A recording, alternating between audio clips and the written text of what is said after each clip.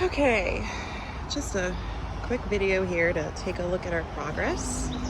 This is the back garden.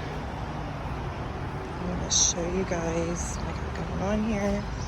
So over here, I have a bunch of different kinds of tomato plants, and they're doing some stuff. Got some tomatoes on there already. It's exciting. Some cherries, and even more cherries over there, which is cool. So this is the other side of the garden where I have some watermelons and pumpkins. I have a smaller variety watermelon, Sugar Baby, planted down the first row here. And I have a larger variety. I think it's the strawberry watermelon planted in the second row. Haven't been successful too much with watermelon yet. I've done it before in a container and I got one. So I'm trying a little bit more this time around. I also have pumpkins over here. Again, I have a larger variety planted in the inner line here. And next row I have Jacoby Little pumpkins. So small and little ones, but these guys are rocking and rolling. On the perimeter, I have marigolds. I have two different kinds there. I did not realize that one variety marigold that I have, apparently it gets giant. So keeping that in mind for next year, I might just stick to the one instead of alternating. They're really sweet, actually, the little guys. They're like a red and yellow bicolor, but they just don't get very big. They're better for other areas, I think, around the property, but I do like the big ones as kind of a perimeter and a block for the other stuff. So over here, on this end of the garden, there's a big sunflower. It's the only one that I planted in this garden that actually made it. And the head got chopped off, of course, by a bird. And then it grew back like 4 or 5 heads. So I was like, all right, that's, let's see what happens. It's kind of cool. And I have a zinnia right there and some other marigolds. So kind of like zinnia, marigolds in this back row, and a couple butterfly milkweed too. These are marshmallow, which I'm super excited about. I've never done that before. So I got a couple marshmallow right there. But as you can see, the pumpkins are, I knew they would take over. And I actually, I wasn't gonna plant stuff back here because I knew that the pumpkins needed, the space to crawl around. But I ended up having a lot of extra tomato plants. So I decided to put 2 rows. I put them a little closer together than I normally would, but I don't know, they seem to be working out so far. So we'll see what happens until at least the pumpkins overtake them. Watermelons do, need an area to sprawl to. It seems they don't actually need as much as like a pumpkin plant would. Like they do vine out and crawl around, but as you can see, it's not nearly as much as like what these guys do. It's kind of interesting. So I was always scared to do watermelons and pumpkins together like this because I thought that they would cross-pollinate and you'd get like pumpkin watermelons or whatever, which could happen, I guess, but I'm gonna try it anyway. See what happens, and if it doesn't work, we'll try something different next year. So over here, I just have a little row of like squash and zucchini, and I have catnip and chamomile. Well, the chamomile is probably knocked down already, but that's over there. And these guys are doing good. They're starting to sprawl out a little bit. They are bush variety, so they shouldn't really go anywhere, but they do climb out a teeny tiny bit. And that's Keith over there, probably wondering what the heck I'm doing, talking to myself. So, hey, taking a video. Okay, so, and there's the treehouse they're building, which is coming along. Seems we got a floor up there, or the deck is ready, which is kind of cool. All right, so over here, this is the new garden that we just put in this year. Fresh, virgin soil. Seems to be doing okay, especially considering we don't have it like fenced in or anything. So I was gonna do marigolds back here, but I ran out. So I just planted a bunch of like miscellaneous herbs that I had left over. Like there's catnip, and there's some different mint varieties here. More catnip. We have a cat, like a neighborhood cat around here, that enjoys playing around in my raised garden beds right here. So I was gonna try like planting catnip to see if they might be more interested in that than my beds. But so far, everything's looking good. I have like a little row of tomatoes back there, and then I have 3 basil plants in the middle. I have 3 pepper plants in here. One is like a normal bell style pepper, and then these other 2 are mini bell peppers, which are pretty cool actually. I'm really enjoying them. And then I have 2 more tomato plants on the end of this row. So really excited about here. I've had this raised bed that I've used for a while. I bought this other one that's just like it in the spring. And then we built like this overhanging trellis with cattle panel, which I'm really excited about. It's doing a great job. It's also a lot easier to harvest cucumbers if you have a bad back like me and you can't really bend over too much.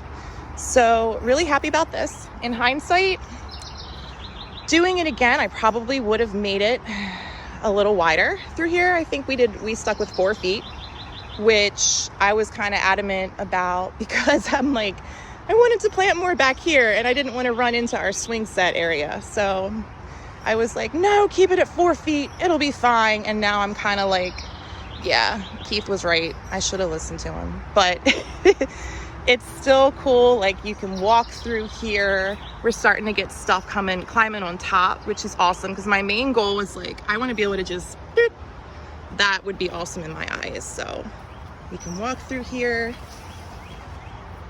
And I'm on the other side. So in the beds, I have cucumbers. I have 2 to 3 in each bed. And then I have dill planted in the front. I also have sunflowers on each side, which are, you know, they're pretty. They make me happy. And then I have these huge marigolds kind of on the perimeter of the bed here, which I didn't think were going to get that big. So like I said, thinking about next year, I might just stick with the smaller variety marigolds here instead of trying to alternate them and use these somewhere else like the back garden. But I'm really happy with how this turned out. It was kind of like an idea I got from other people's ideas, watching YouTube videos and stuff. And I drew it out on graph paper and measured it out here. And I'm like, hey, Keith, can you make this happen? So we made it happen. And I love it. It's awesome. So up here I have more marigolds. Again, I'm trying to like deter the deer and stuff from coming in here, because the deer will actually also walk right up in these beds and just dig a hole or whatever. So that's annoying, but I have a Cosmo here, which they're cool. I'm liking that, but look how big the sunflower is. These 2 got the biggest.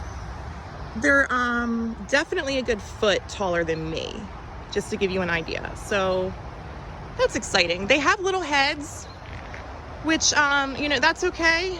I'll take it. That means that they will, you know, the heads will stay up longer after they bloom. You don't have to worry as much about tying them down and whatnot. But these are called Titan sunflowers. I usually grow the mammoth variety, but I wanted to try these instead just to see if they'd be, you know, a little bit less tasty for the bugs out here. And so far that is proving to be true, except for the spotted lanternflies, of course, which love them. So, you know, it's always something. But I also have a little bit of dill in this bed. I used to have strawberries actually in this bed. I kept one just for the, you know, the heck of it, and why not? Figured I could clone that one, which I did a lot last year, so we'll do some more again. And then I have lemon balm in there. So yeah, this is the new garden area, which I am really proud of. I think it turned out quite nice. Over here in our kind of I don't know, we call this like the triangle swing set area. I planted a bunch of lavender, which is not really doing great. It needs to be trimmed, actually pruned up. And then this year I added some chamomile and sage and other herbs down there that these grasses are taking over, which is okay. We just got to trim them back and add it to the list of things we need to do. Okay, so over here, this is our front garden, kind of like my pollinator garden. This year I decided to try cosmos, which they're really pretty. I do enjoy them. However, it's a lot of maintenance. Like, you literally have to deadhead these guys every day if you want them to look nice and pretty all the time, which I don't really have the time for, but I try. So the cosmos are cool. I also have a couple marshmallow plants right here just to see how they might do in different areas of the yard. And of course my sunflowers. These are a different kind of sunflower. These are called Teo. They're an heirloom seed from Baker Creek, and they're more for like putting in vases and stuff, flower arrangements. They seem to be very tall, just as tall as the Titans. However, their heads also seem to be on the smaller side. So I like them. They're pretty cool. Next year, I might just go back with the mammoth just to see, or I might try all three, who knows. So I also have some zinnias, white polar bear zinnias, just a couple in here because they do also get massive. And these are snapdragons, which like to flower and bloom when it's a little cooler out. So in the spring and fall, these guys look really cool, actually. Another thing I did this year, I planted a lot of butterfly milkweed. So I have that kind of like sporadically, randomly throughout each garden. Like if I can find a space, oh, I'll put some here. This is what it looks like when it's mature. And butterflies love it, especially the monarch butterfly. They'll come up and lay their eggs on it. It's pretty cool. So my rose bushes, there's a knockout rose bush, and that's a different variety, but they never do well this time of year. They always get attacked by bugs and fungus, to the point of where I think that they're like gone. And then somehow they magically come back again in the fall and spring, and they're beautiful. So who knows? I do spray them once in a while with like neem and horticultural oil and whatnot, but just the time to constantly keep up with it, especially when it's constantly storming, it's a lot. So my beautiful roses have a lot of holes in them in their leaves. But they'll come back, and then I'll just, I'll try again, and maybe next year we'll be more diligent about, spraying them with the neem, and maybe they'll be prettier, but for now, whatever. So back here, I tried moonflowers, and I'm trying to get them to crawl up these trellises here, and they're kind of like crawling up the brick too, which is cool. We get a lot of climbing weeds back here, and they're super annoying. So I kind of thought, hey, moonflowers also are super annoying the way they climb. Let's try to, to cast out that weed and see if we can grow more moonflowers instead. Yeah, there's a lot of weeding I still have to do back there, but it's not nearly as much as before, so we'll see.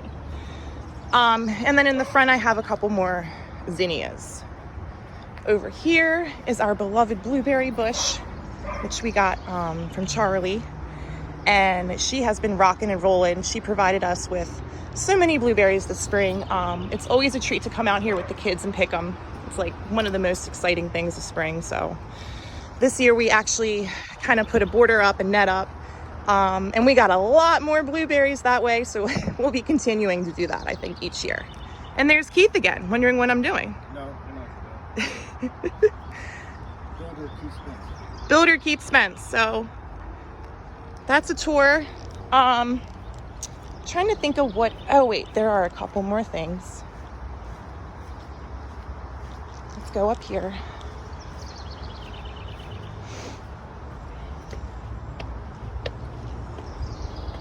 This poor tomato plant has been knocked down so many times, but it's still alive. And we've come out here kind of like staking it up in a rainstorm before. And it's starting to, this is called a spoon tomato plant, and it's starting to really produce a lot. So I'm just kind of like, whatever, let it go. Let's see what we get off of it. I do like, these tomatoes are super sweet and tender, so I'm liking them so far. Probably won't do it in a container again, but it's a learning experience. So yeah, over here I have a couple more things. My begonias up there. That's a marigold with some linaria. My sage plant. These daisies make me really happy. These I just got from Home Depot. I do like them a lot though, so yeah. There's a catnip plant, and this will eventually be a coneflower. So that's that. One more thing I kind of want to document before I forget about it all over again. I used to have a lot of herbs up there on my front porch. Well, they've since moved back here. So I got, this is a cherry tomato, which is definitely sick, but it's producing cherries, and you know, we're just letting it go. But a lot of my herbs and stuff are back here. Like, this is mint, peppermint. I've got celery here, some more celery there. That's peppermint again. I have a lot of lemon balm, and I just cut it all back a lot actually, because I sprayed it and I ended up burning it. It'll grow back. Lemon balm is one of my favorite herbs to use with teas. And this is a new mint variety that I'm trying. And then I tried another new thing called lemon mint, but I accidentally let it flower. And it's just on its way out, but it was cool while it lasted. So chamomile here, I'm trying to nurse back. Because chamomile I also love, but it just gets attacked by nematodes, aphids. It's really difficult to stay on top of spraying, especially with the storms. And I haven't really been able to get a good harvest of chamomile yet. But I haven't given up, and I planted it throughout a lot of the yard this year. I'm going to try and see what I can do in the greenhouse, like in the fall and spring. So we'll see. Yeah, another pepper plant. That's a lavender plant too that I have usually in the greenhouse when it's colder, and it'll produce like really early, which is awesome. I can kind of harvest things in like February, March sometimes. It's exciting. Here's another marshmallow that I also plan to overwinter in the greenhouse to see what I can do with that. And this is a pineapple plant that we planted about 3 years ago. Usually I would start to get like a pineapple by now, but we've kind of been bad and forgotten about it. You know, it came into the house over winter, left it in the corner of the dining room, didn't really think about taking it outside until like June, July. So it's, I did a couple things to, kind of nurse it back, and it looks okay right now, but it's just not near maturity yet. It's okay. And then the last thing, I'm trying again. These are carrots. And this is a pretty big pot. I got these spaced about 3 inches apart. They're called New Kuroda carrots. They should be kind of like long and beefy with like a red orange kind of tinge. So these are also super fun for the kids. Once you start to see that carrot kind of pop out of the soil, it's pretty exciting. So we're gonna try that again. I tried it before in a 12-inch pot, and just as like an experiment, and it was really cool. So I decided to try it in a larger pot this year. But in a nutshell, that's the garden. These are Jacoby Little pumpkins. Probably will not put them in this planter again, because these holes are they're just not big enough to really provide, the space that these guys need to climb through. These are moonflowers, and they seem to be doing much better with the moonflowers. As you can see, the vines are a lot smaller. and they can kind of poke through a lot easier, the trellis. So, but they're cool looking nonetheless, and hopefully we'll get some pumpkins out of them and moonflowers. We'll see. All right, that's it. This is July 2023, and that is my garden.